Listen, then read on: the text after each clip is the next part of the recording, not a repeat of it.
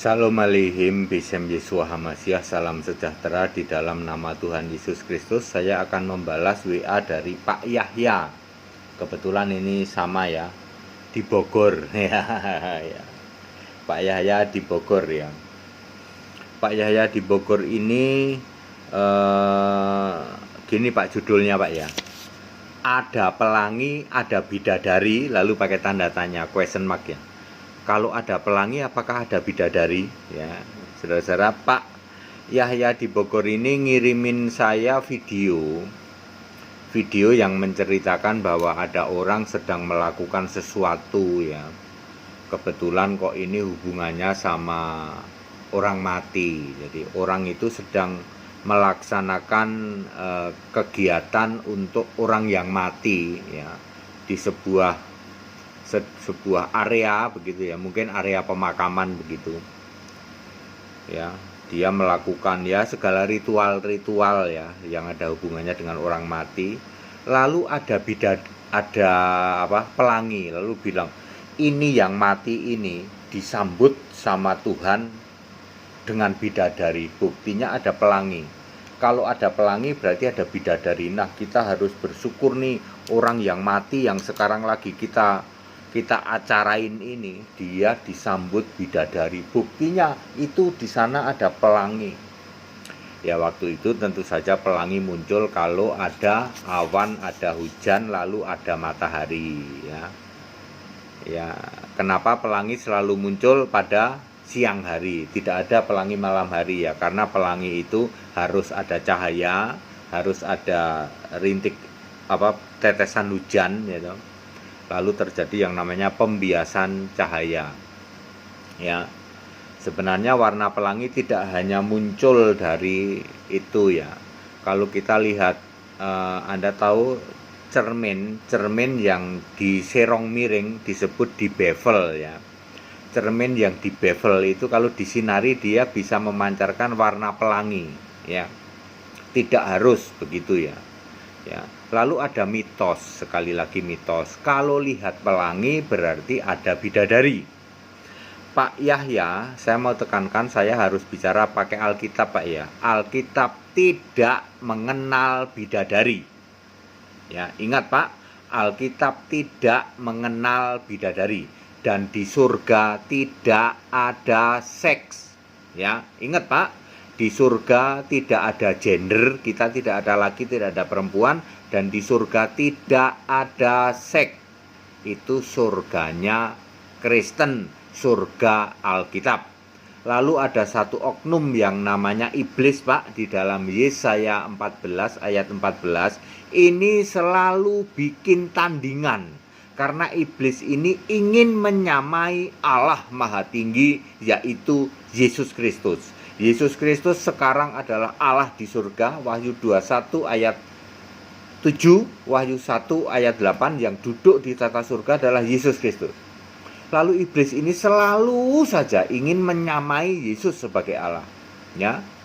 Lalu dia melakukan banyak tipuan-tipuan ya, menurut 2 Korintus 11 ayat 14, iblis ini bisa menyamar Pak. Menyamar jadi malaikat terang, salah satunya menyamar jadi Allah A huruf kecil, Tuhan T huruf kecil di dalam 1 Korintus 8 ayat 5. Ingat Pak, saya hanya memakai ayat Alkitab. Iblis bisa menyamar menjadi Allah A huruf kecil menjadi Tuhan T huruf kecil. Ciri iblis yang hasil menyamar jadi Allah adalah Allah ini tidak maha kuasa, Allah ini perlu dibela, Allah ini tidak bisa jamin surga. Udah, gampang Pak ya. Jadi kalau Anda tahu bahwa ini ada Allah kok perlu dibela, Allahnya tidak bisa jamin surga, oh berarti ini Allah ciptaan. Ciptaan berapa? Ciptaan siapa? Itu ciptaan ada di dalam 1 Korintus 8 ayat 5. A-nya huruf kecil, T-nya huruf kecil. Itu ada banyak Pak.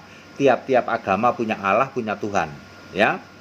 Beda dengan Allahnya orang Kristen, cuman satu-satunya yaitu Yesus Kristus, titik, nggak pakai koma, nggak pakai embel-embel ya. Itu Allah Maha Kuasa. Wahyu 1 ayat 8, dia bisa jamin surga. Markus 16 ayat 16 ya. Oke, Pak Yahya, jadi tidak benar yang anggapan bahwa kalau ada pelangi ada bidadari. Ya mohon maaf Pak, kalau surganya yang asli tidak begitu Pak. Saya tidak tahu kalau ada mitos atau keyakinan atau apapun yang mengatakan bahwa kalau ada pelangi maka ada bidadari ya. Mari kita lihat sebenarnya pelangi ini apa Pak? Yaitu ayat Alkitab menulis Pak di dalam Kejadian 9 ayat 11 sampai 16 ya. Di ayat 11, maka kuadakan perjanjianku dengan kamu bahwa sejak ini tidak ada yang hidup yang akan dilenyapkan oleh air bah lagi dan tidak akan ada lagi air bah untuk memusnahkan bumi ini dengan Nuh ya. Busurku di ayat 13, Kejadian 19 ayat 13, busurku kutaruh di awan supaya itu menjadi tanda perjanjian antara aku dan bumi. Apabila kemudian kudatangkan awan di atas bumi dan busur itu tampak di awan, maka aku akan mengingat perjanjianku yang telah ada di antara aku dan kamu, ya, serta segala makhluk yang hidup, segala yang bernyawa, sehingga segenap air tidak lagi menjadi air bah untuk memusnahkan segala yang hidup. Jika busur itu ada di awan, maka aku akan melihatnya sehingga aku mengingat perjanjianku yang kekal antara Allah dengan segala makhluk yang hidup, segala makhluk yang ada di bumi. Di ayat 12, inilah perjanjianku dengan semua makhluk di bumi. Ya, Kejadian 9 ayat 11 sampai 17 Pak ya, sampai 16 atau sampai 17. Apa sih yang dimaksud busur? Di dalam Yehezkiel 1 ayat 28 ditulis busur pelangi Pak. Jadi busur itu yang dimaksud busur pelangi.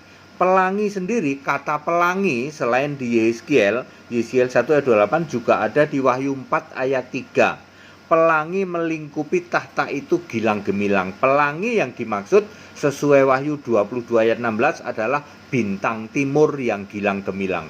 Jadi Wahyu 22 ayat 16, aku Yesus, akulah tunas Daud, bintang timur yang gilang-gilingan, maksudnya pelangi yang melingkupi di tahta itu.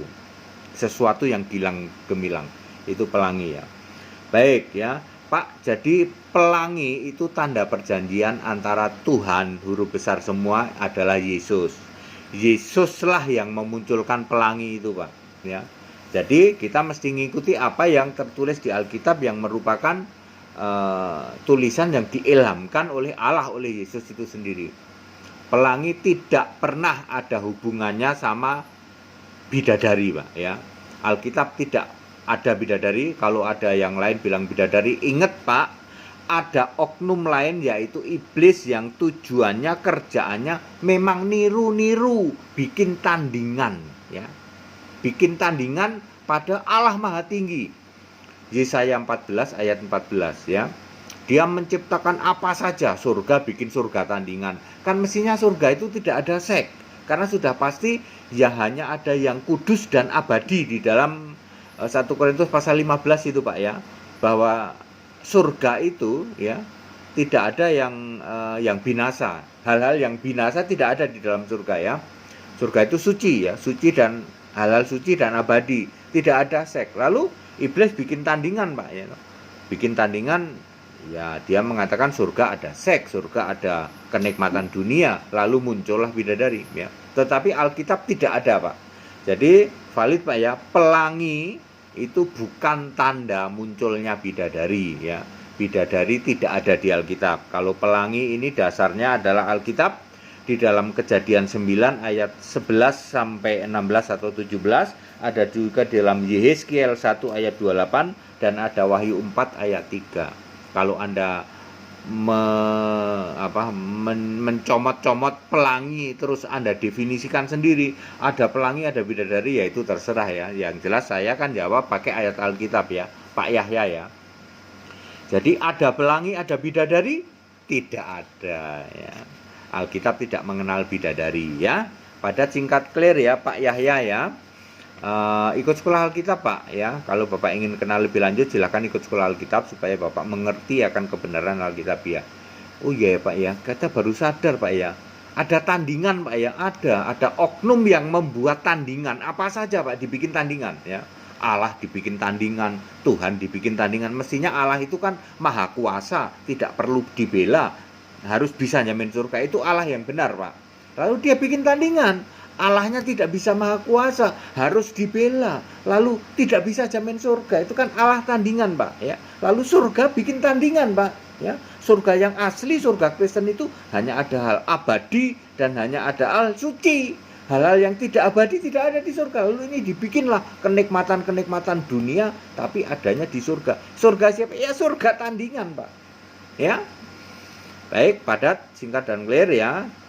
Ada pelangi, ada bidadari, ya tidak ada, ya tidak ada bidadari dalam Alkitab, ya Bapak, kalau sebagai orang Kristen kan kita dasarnya Alkitab dong, ya Pak Yahya, ya dasarnya Alkitab, ya tidak bisa mendasarkan pada dongeng-dongeng atau mitos-mitos atau apapun lah, ya kitab-kitab yang tidak valid, ya, yang bikin cerita-cerita seperti itu tidak benar. Jadi kita harus kembali ke Alkitab. Segala hormat kemuliaan untuk Yesus Allah yang benar, Allah segala masa, sebelum segala abad, sekarang sampai selama-lamanya. Tetap bersama saya Pendeta Henry Tandian Tabibes. Haleluya, amin.